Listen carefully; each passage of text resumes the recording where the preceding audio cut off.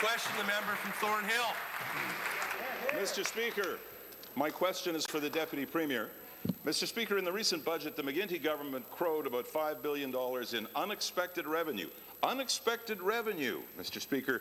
They speak as if they found $5 in their jeans while doing the laundry.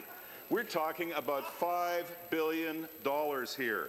Let's drop the McGuinty Liberal code talk and call it what it really is, $5 billion in overtaxation. $5 billion that, when divided between Ontario's 12.8 million people, works out to overtaxation of $390 for every man, woman and child in Ontario.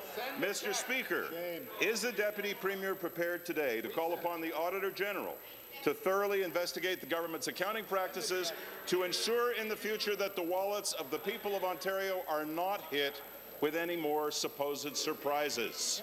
Well, thank you very much, Mr. Speaker. Mr. Speaker, I recognize that the honourable member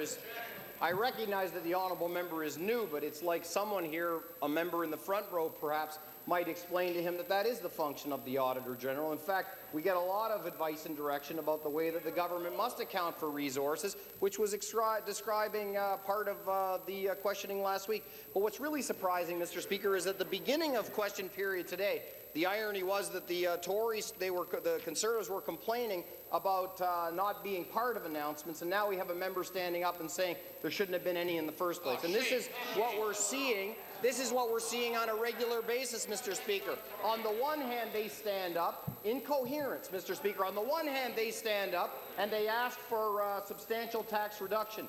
And in the next breath, and by way of letter, Mr. Speaker, they hammer government ministers with expectations of substantial increases. And there is no better example of this from the member from Thornhill, who has fond expectations of multi-hundred-million-dollar investment from the government. Supplementary.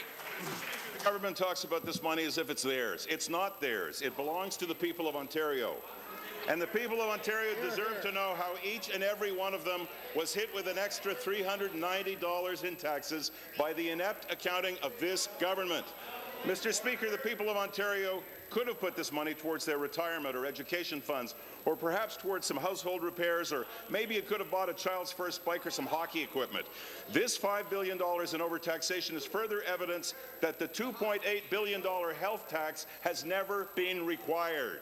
Mr. Speaker, will the Deputy Premier stand in this chamber today and apologize to the people of Ontario for taking money they need more than him, and tell Ontarians when they can expect the Minister of Finance to be mailing out their refund checks for $390? Thank you, Mr. Speaker. If there is an apology owed to the people of the province of Ontario, it's twofold. Firstly, it's on the part of a government that hasn't, a previous government, that hasn't yet fessed up for the circumstances it left behind of a $5.6 billion deficit. But even worse, Mr. Speaker, is on the part of this member, who in one breath asks for more money. In one breath, he stands, as he did last week, and asks for more money. He wants to build a new hospital in his community, Mr. Speaker. And on the other, he stands up and says that the health premium is pointless for the purposes of advancing expenditure in health care. It's interesting, Mr. Speaker, that the member from Woodstock said recently, about the hospice, I'm elated with this amount. We're now looking forward toward a significant fundraising, getting the hospice open. It's a significant achievement, and it will allow them to move forward and get construction underway. That's from another member, another voice, more incoherence from the party opposite, Mr. Speaker.